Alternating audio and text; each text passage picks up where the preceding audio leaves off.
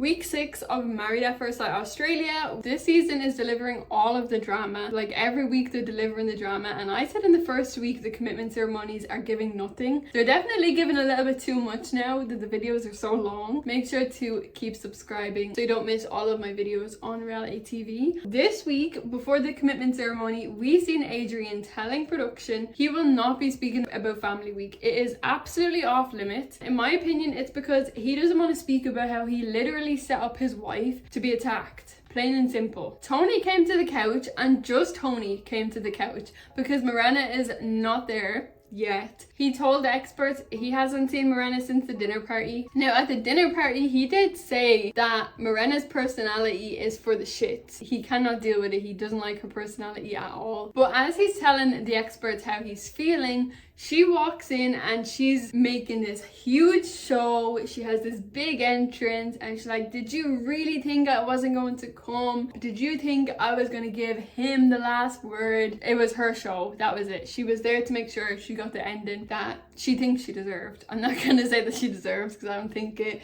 but she thinks that she deserved this big show. The experts did question Tony on saying that he wants kids at 53. They have never once heard him tell them that. He's never said it. Like I said in my last episode, I really think Tony had to pull one out of the bag to try and come up with a reason why he doesn't want to be with Mirenna. He should just be honest, and I guess he was honest, that her personality is for the absolute bin and he can't deal with it anymore. It's that simple. He wrote leave, but he also wrote on the thing, I think it was something along the lines of until I see you again or something. It was still sweet. Tony has been nothing but nice throughout this thing. Mirenna wrote on hers a good riddance. Absolutely nasty. She wrote that she stood up and she left. She didn't say goodbye to anybody.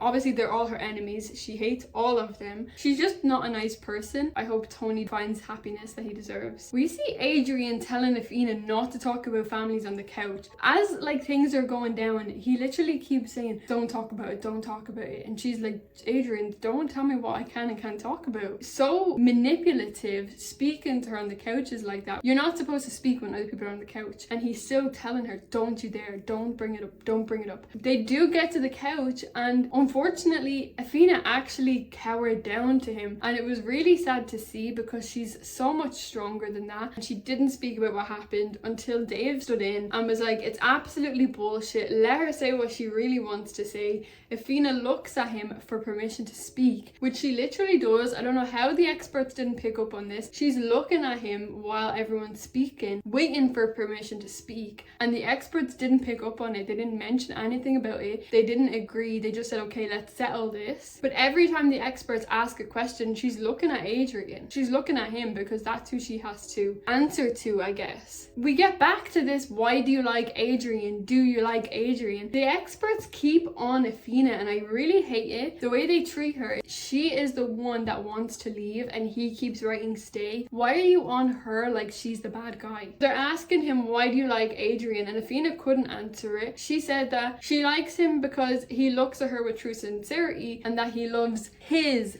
family. Okay, that's not a good enough reason. You do not like him. You shouldn't like him. The way he treats you, you shouldn't like him. And he doesn't look at you with true sincerity. You're just looking for anything to say because these experts will not leave you alone. You've told us before he doesn't even look at you. He looks through you. I just really wish they would have let Aphina leave last week because she doesn't deserve to be put through this. She should be at home with her son. The decision this week was both stay. Aphina really confused me this week. She wrote stay and she said that last week they didn't get a chance to try with each other and that they owe it to themselves. I really don't understand why she stayed. I'm also starting to get really annoyed by Adrien just smiling. I don't even mean to just sound like a whole ass hater. He just keeps smiling at the screen. He's not speaking. Do you know what I mean? It's just weird. Why does he keep doing that? Stop doing that. But we need to shine some light on Dave because he is literally the light in the room. He doesn't let anybody away with anything. He doesn't stay silent on nothing. He's the voice of reason and he holds people to account. We've seen Elliot and Veronica get to the couch. Not a fan of Veronica.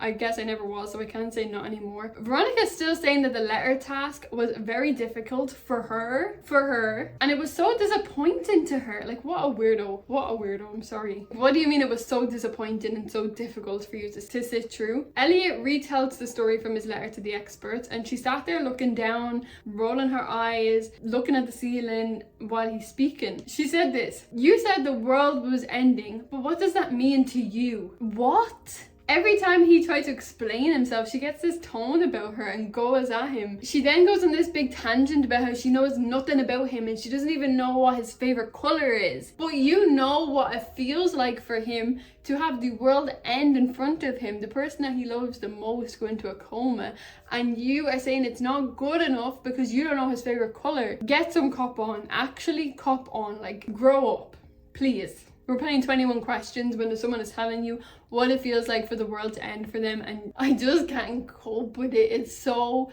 frustrating. It's a wrap.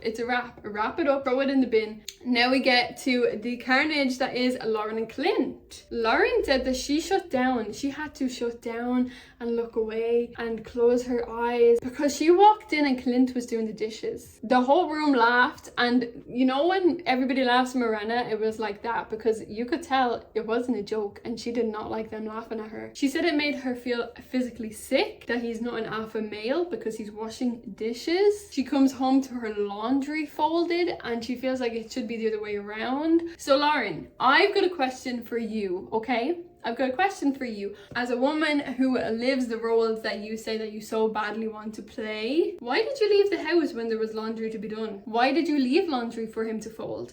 Why did you leave dishes in the sink? I would never ask a woman that question because you don't have to do these roles, but she so badly wants to. So why would you leave anything for him to wash up? Why did you actually leave the house to let him fend for himself?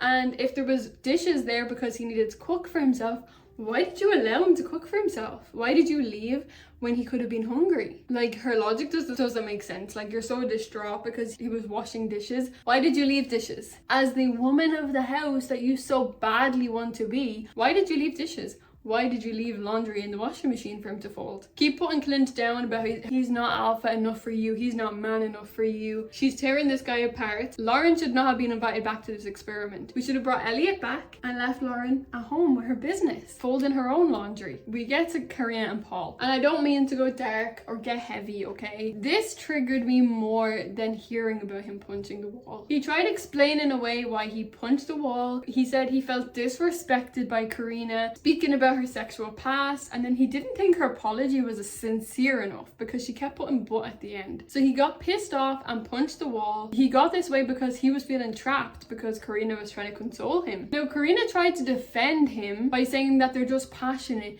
they're European, so it's normal because Europeans are passionate and that's how they express emotions. I'm Irish. I grew up here. I grew up Irish, I grew up European, whatever this European thing is. Europe is a continent, okay? Every single person, every single country is different. Europeans don't act the same. French people don't act like Spanish people. Italian people don't act like French people. Irish people don't act like Portuguese people. German people. You can't say Europeans are passionate, but that's just saying that Europeans are all aggressive because they're passionate. Like, that is not true. We're not going to push that narrative, but that's not what French men are known for. We can't use that as an excuse for Paul. Sorry, not going to happen. Is Carina telling us that every man in her family acts like this because they're Italian and European and passionate? Because if they do, that's a problem and they need help. Because it's not normal to say Europeans are passionate so they punch holes in walls. It's not true. She also tried to explain it away and defend it because she's not scared of him. She just doesn't care about the actions. She doesn't want others to question her. She looks completely blank. I don't know what's going on, why she's defending it, but he's overly affectionate, rubbing on her, crying. It's so alarming to me, and if you've never experienced this, you will probably just see it as someone who's very apologetic and is trying to give her love and affection, as someone who's experienced experienced it firsthand, that's exactly how they'll react, and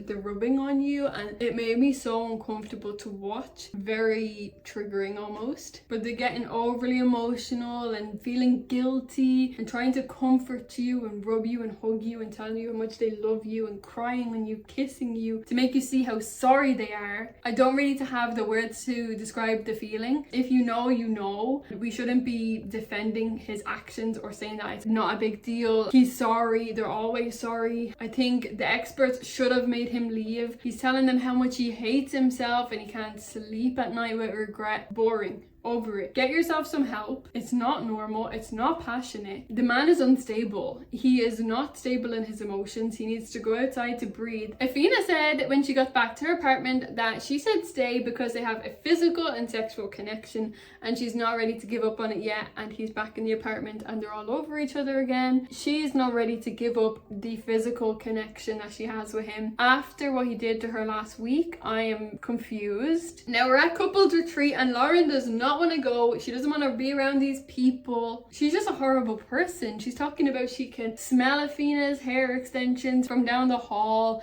She has hair everywhere. These people are nasty, and she's just above them. She is better than everybody, so of course she can't be on a holiday with them. Clint probably can't wait to be around normal humans. We seen he even got involved in the race with the guys down to the house, but she thinks it's embarrassing for your soul. I'm glad she got the worst room in the house. We see this week that Ryan catches wind that Jackie has been talking about his testosterone habits. Jackie told the girls that Ryan likes to save his testosterone for the gym. So if he needs to go to the gym, he can't get active with Jackie because he needs to save it. When he gets back from the gym, then you can have his attention. I know this for boxers, for fighters, actual people that are like in the Olympics and shit, that's true. I don't know what difference that would make on you for just going to the gym. Needless to say, if the roles were reversed, Jackie would be kicking and screaming by now. In Jackie's defense, Ryan is the one who brought their sex lives into the group. He's saying, no, you can't talk about our sex lives around people. It's not okay. I think Jackie is allowed to have conversations with the girls. The problem is here, really, the problem is the girls don't respect Jackie enough because they shouldn't have brought that conversation into the group setting. They should have just respected it. Ryan said if she ever talks about their sex life again, he's ending their relationship. Lauren wants to leave the retreat. She cannot cope being around these bogans any longer. And Clint is just going along with it by the looks of it, but she told Rye that Clint wants to go too, that he even brought it up first. But that's not what we're seeing. We're seeing that Clint kind of likes being around the guys, from what I'm seeing. Then we had girls and boys night. The girls have realized that Lauren thinks that she is absolutely better, higher, a better human than them, everything above them, and they're feral. She keeps calling them feral, and it's crazy to me that she actually thinks that she's better than people. Aphina said Lauren had no problem speaking to them to badmouth Elliot, but now they're not good enough to speak to her, and Lauren left. She couldn't take the heat, she couldn't take the truth. Carina and Rye ran after her, talking about how they also feel like that the girls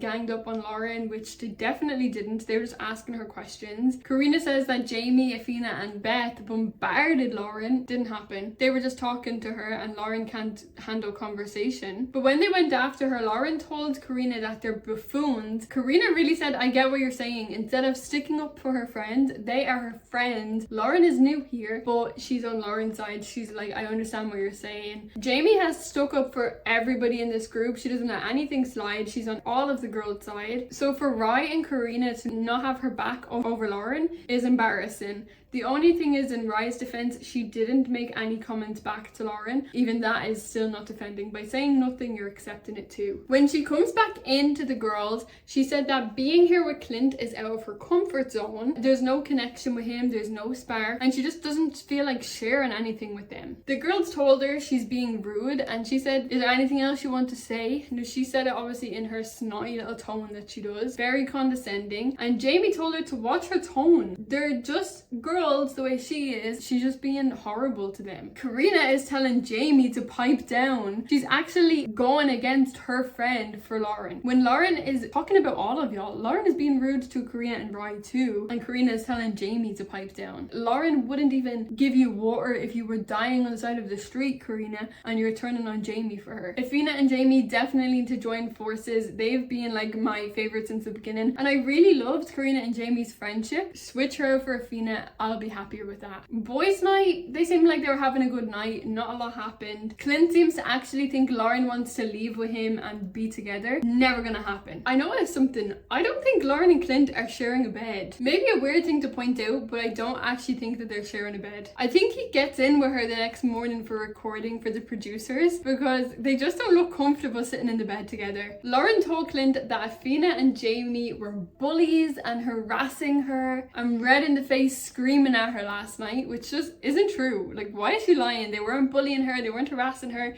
they weren't even red in the face screaming at her. They were literally just talking to her. Like that, they are passionate with what they're talking about, so they speak passionately. It's not aggression. She's a little bit of a weirdo. She now wants to stay. She doesn't want to leave anymore. She wants to stay just to upset them. She has absolutely no interest being with Clint. She's dragging him on. The fact that he believes her is even stranger. I must say, Aphina and Adrien are getting along really well this week by letting their walls down and resetting. I have a hard time letting go, so I'm surprised she does because I still don't accept what he did last week. The resort has been really good for Veronica and Elliot too, but I don't trust Veronica either after last week. Maybe it's just easier for them because they're in it to let bygones be bygones, but we're watching a TV show, okay? So it's a little bit difficult that one week y'all hate each other, next week y'all are in love. It's a little bit hard to understand that. Now, a round of applause for Rye. I love Rye. I've said this for weeks now. She pulled Lauren up on the way she spoke to the girls. She went and spoke to Lauren. She went to her and was like, look, I don't agree with the way you spoke to them. Lauren said it was just heat of the moment because she was being attacked. Not true. I need to see like a movie night, goggle box, something of the girls reacting to Lauren's tapes and the way she speaks about every single one of them, but I'm never gonna get it. Unfortunately, I'm never gonna receive the girls' reactions on that, but I need to see it. We even seen Lauren then sitting with Clint and she says to him she should go back to the ugly mute that she was at the first dinner party, talking about Beth. Could you imagine what she's saying off camera if she's comfortable saying all of this on camera? TJ went over to ask Lauren and Clint if they were okay, if everything was going all right, like how are they feeling about last night? Is there a way to kind of come back into the group? Because they've completely separated themselves from the group. They're on their own because they're better than everybody. I think maybe Clint also has Lauren's opinion in his brain that he's better than them all too because he's a golfer and he has a mansion and he's a millionaire. I guess he's a millionaire or Lauren would hate him. So TJ goes over to see if they're okay and she's like, except for Aphina and that little troll talking about Jamie. Now if we recall, TJ is a friend of Jamie's in the outside world. They've had a relationship together. Obviously TJ tells Jamie. We get to the last night of the resort where everybody sits down to have some drinks and just talk, blah blah blah. It's supposed to be good vibes. It's never good vibes. But Dave, the man that he is, instantly defends his wife against the names that Lauren's been calling her. He says it's not okay the way you've been speaking about her. She's literally done nothing but stand up for everybody here and you're speaking about her like this. It's not right. Clint starts cursing at Jamie, telling her to shut the fuck up, sit down, sit the fuck down, keep your mouth shut basically. Jamie's trying to defend herself like what is happening? Another husband is here talking to me like this and thinks he can get away with it. Carina jumps in saying that Jamie doesn't let other people have a voice. She's just so loud that no one else is allowed to speak around her. Clint continuously swears at Jamie, telling her to sit the fuck down. Neither Rye or Carina speak up in that moment. It was very disappointing to watch because you're just gonna let him sit around and speak to her like that. Adrien is actually the first one that called Clint out for swearing at Jamie. Like, why are you swearing at someone else's wife? Who do you actually think you are? And then we seen Jackie asking Rye and Carina why neither of them have stood up for Jamie when she's been nothing but a really good friend to them. And can you believe that Rye and Jeff actually went to attack Jackie then for even speaking? Jackie was in the right there. She was like, why are you guys not defending your friend? And they attacked Jackie for even having an opinion. I was kind of looking at Rye and Jeff sideways on that one because come on, your hate for Jackie can't be that bad. I genuinely hope Jamie no longer defends any of these weirdos, especially Carina sitting there talking about how she's sad listening to them and she's really upset for the way that they're talking to Lauren. Girl, you're having a bigger reaction over this than your man punching a wall because of you. Actually have some self-reflection. What are you talking about? We get back and it's already dinner party time. We're getting 2 dinner parties basically in 1 week. But Lauren and Clint are not going to the dinner party. They're refusing. They're boycotting boycotting. They're gonna have their own dinner party in their apartments. But Lauren is still saying that there's no spark and there's nothing between them. Has she not told Clint this? Is she just keep telling us on the camera this and not him? She's stringing this guy along. Now we hear Rye saying she thought her and Jamie's friendship was stronger than this. In my opinion, if you genuinely thought you and Jamie's friendship was stronger than this, why wouldn't you defend her? If you thought you had a strong friendship, why aren't you defending her against shit that's going on? Jamie was not in the wrong at the retreat at all. Carina said that they came at her like mean girls, and Jamie was like, who the fuck are you calling a mean girl? Are you saying I'm the only mean girl or other people are? So then Aphina were like, who are you calling a mean girl? Who else are you calling a mean girl? If you're not just calling Jamie one, who else? And she's like, no, I'm not talking about you. So who are you talking about? Like, if you're gonna say something, say it with your chest, or don't say it at all. Come and talking about, you guys were talking about mean girls, but I'm not talking about you. So who are you talking about? Because if you're not talking about Jamie and Aphina, who are you talking about? Honestly, Carina speaking in slow motion goes through my brain. I have to almost put her on ×2. She genuinely speaks in slow motion and it drives me insane. Now I understand Rye apologized in private, but Jamie doesn't know that. Jamie would appreciate if you stood up for her in the moment, and Rye was talking about she needs a moment to process things. We then seen Veronica try and get involved. Now she has been mute this whole time. Her and Jamie went off at each other. They were screaming at the top of their lungs, and honestly it felt like the whole table was against Jamie. People may think that she came across aggressive in that, but how else was she supposed to defend herself? Veronica is saying that Jamie is aggressive and the group just doesn't want to put up with it anymore, and honestly your opinion is irrelevant because this is the first time that Jamie has actually argued with any of the girls, and Veronica wasn't even involved on the retreat. So Jamie told her to shut up because the only reason she's protecting Lauren is because she's trying to protect the shit that she spoke about her husband to Lauren. Jamie said that she will speak about Elliot to anybody who will listen. She wants to speak shit about him, but that made Veronica get quiet immediately. Elliot is now only learning that Veronica and Lauren met up. I thought he would have known about that, but this is the first time he's hearing about it. She tried to say that she did it when they were in a bad place, which is a complete lie because she met Lauren like before the letter even happened, so they weren't in a bad place at all, and she only started acting weird after she met with Lauren. She's still defending Lauren, telling Elliot that she was playing devil's advocate and Lauren wasn't speaking about her at all and she was actually sticking up for Elliot, which is a lie. I don't know why she's lying to protect Lauren. She definitely wasn't speaking nicely about Elliot. We did though then see Rye genuinely apologizing to Jamie. You could tell that she meant it, that Jamie is her actual friend and she is sorry for not defending her in the moment. I don't think that Rye was ever on Lauren's side, but Carina has been laughing at the horrible things that Lauren has been saying about the girls. Carina is 100% on their side, and now she's crying and upset because she feels like the girls are ganging up on her and she doesn't know how to deal with it. I don't think Jamie has done anything wrong. Yes, she got a bit hot-headed at the dinner party and did scream a lot,